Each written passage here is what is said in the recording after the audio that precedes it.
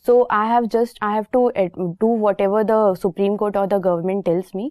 So I'll pursue what they say. So you believe the administration in Sabrimala is failing to do what their duty is? They are allowing agitators to block women actually visiting temple. Sir, they are just maintaining the situation there because if women are allowed to go, then agitator might harm them, or they can create a environment there. So they are just maintaining the security and safety of women. Okay, आपको फिल्में देखना पसंद है? Yes sir. आपको कहानियाँ पढ़ना पसंद है हिंदी की, और आपको ग्राफोलॉजी, ये क्या होती है? सर, ग्राफोलॉजी एक आर्ट होती है जिसमें हम राइटिंग के बेसिस पे पर्सनालिटी जज करते हैं. बताइए कैसे पढ़ते हैं आप? I mean, you studied sociology and you studied biotech as well. Relate it and tell me, isn't it superstitious to believe that somebody's writing will tell you about the personality of the person? Sir, when we write, the entire nervous system work as well as our thought process work along with it. ज्योतिष से जब सारा सब घूमता है उसका magnetism आता है. Sir, graphology is not connected to Jyotish. It's more inclined towards a science. Like a pressure of a person or the size of his or her handwriting can determine what kind of thought process a person is going through, a phase he or she is going through.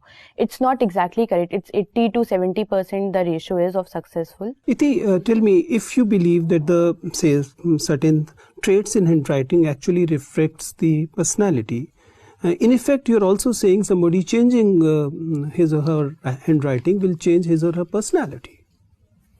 So with time, personality change as well as handwriting change. For example, if it is assumed that giving certain pressures at certain points means certain negative or undesirable traits in personality, and I want to change my undesirable traits in personality, so rather than working on my personality, I should work on my handwriting. Sir, as I'll change in my personality, the same will be coming to my handwriting. Means not the other way around.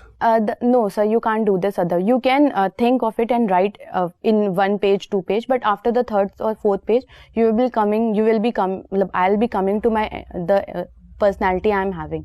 So first I have to make change in my personality, then it can come to the writing. Okay, one more thing. What kind of conclusion you draw about the personality if the handwriting is very clumsy, very poor? Sir, it depends. A clumsy or poor handwriting doesn't determine a person. There are many factors. How it reflects the personality? It reflects the confused mindset of a personality. So like you writing. That Gandhiji was confused? No, sir. His handwriting was very poor. Yes, sir. I have gone through few handwriting like Roosevelt. His handwriting was also very poor. But during my studies, I have been told that a person with a poor handwriting, he is a more disciplined person as well as he is more creative at it. So Gandhiji said that a person with poor handwriting means confused mind. Yes, sir. Confusion and creativity comes together. If we are firm with something, then we can't create something. Okay. But if we are in a dilemma. Got your point. Okay. Thank you. Nice. ठीक है, Iti, it was very nice talking to you. You can please leave. Thank you, sir. Thank you, sir. Thank you, sir.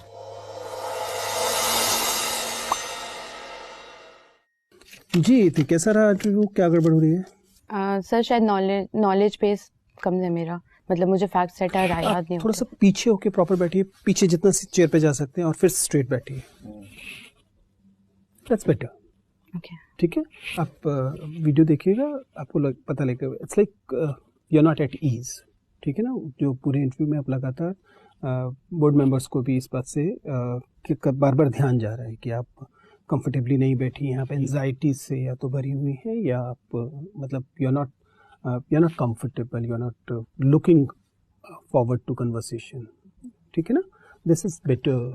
ठीक है. वो वहाँ पे भी अगर back वाली चेयर जो कि होगी तो जितना पीछे पहले जा सकते हैं वहाँ, फिर स्ट्रेट बैठिए. सर, बट बहुत टाइम लगेगा, सो आई थॉट कि जल्दी से बैठ मतलब आराम से बैठकर. नहीं, सो अगर ऐसा है तो आप घर में चेयर रख के 4-5 बार कोशिश करके देख लीजिए. टाइम तो बराबर ही लगेगा बैठने में. टाइम कैसे कम या ज़्यादा लग सकता है? ठीक है. See it's good.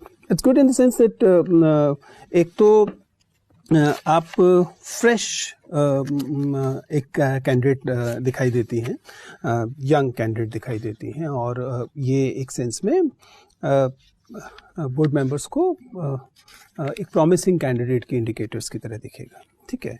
आप कि कुल मिलाकर पढ़ाई लिखाई भी आपको हेल्प ही करती है, विच इज़ गुड। आपका एनालिसिस सब्जेक्ट एरियाज में अच्छा है, सब्जेक्ट एरियाज में आप ठीक से, जहाँ तक एनालिटिकल फैकल्टीज़ की बात है, इट्स गुड।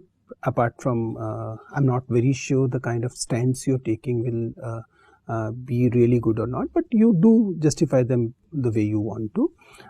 उस पर ज़्यादा नहीं कहा जा सकता, but I'll still advise you to revisit your stand on Sabrimala. ठीक है, लुक एट इट। अगर आप उसके अगेंस्ट ही बोलना चाह रही हैं, सोच रही हैं, तो फिर देन डिसेंटिंग वॉइस जो थी, जो डिसेंटिंग जज हैं, क्या इंदु मल्होत्रा वाले, उसको अच्छे से देख लीजिए उन आर्ग्यूमेंट्स को, कि अगर आप उसकी तरफ जाना चाहती हैं, या otherwise I think it advisable to say कि ठीक है, there is a voice but progressive things suggest so that you sir I should go in line of the entire what Supreme Court means I can't decide over it, but no, if you're very firm that you are against the Supreme Court verdict, in that case I'll advise you to go by the Indu Malhotra thing, उसे पढ़ लीजिए, या फिर आप supreme court के decision के साथ जाइए, ठीक है ना। थोड़ा, हालांकि यू ट्राइड जस्टिफाइंग इट, और ऐसा नहीं है कि आपने गलत किया, बट वो थोड़ा सा खटक रहा था। आई एम नॉट श्योर कि आप क्या, क्योंकि अगर आप बिल्कुल ऐसा कुछ बोलेंगे जो जिसमें बिल्कुल यकीन नहीं करती हैं, तो वो मास्किंग जैसा हो जाएगा, तो वो भी अच्छी बात नहीं है। So you decide about it, ठीक है। एक आध जगह पे मुझे ये ज़रूर लगा कि फॉर्मल, ये फैक्चुअल चीज़ें आपको समझ में आ गई कि बिहार स्पेशली आपने अभी अच्छे से नहीं देखा है, ठीक है ना, उसे ब्रशअप कर लीजिए। आपका इंटरव्यू आपने गलत डेट लिखी हुई है, कब? सर 6 को है, 6 जुलाई फर्स्ट लिखी हुई है, आज की डेट लिखी हुई है। सर वो मैंने आज का डेट डाल दिया था, इट इज 6th। तो आपके पास जितना समय है उसी हिसाब से चीज़ देखिएगा। ऐसा नहीं है कि बहुत एम्बिशियस होके मत पढ़िएगा, जितना उस टाइम के हिसाब से पॉसिबल है उतना ही देखिए। सर मुझे फैक्ट्स और फिगर्स नहीं याद होते, मतलब इट इज, अगर एग्जैक्ट ये स्थिति है कि कभी भी याद नहीं होते हैं, तो फिर आप तो उसी समय मान जाइए, इस बात को बताइए कि फैक्ट्स मैंने एग्जैक्ट वो फैक्ट्स नहीं पता, पर एक जनरल ट्रेंड पकड़ लीजिए, ठीक है ना।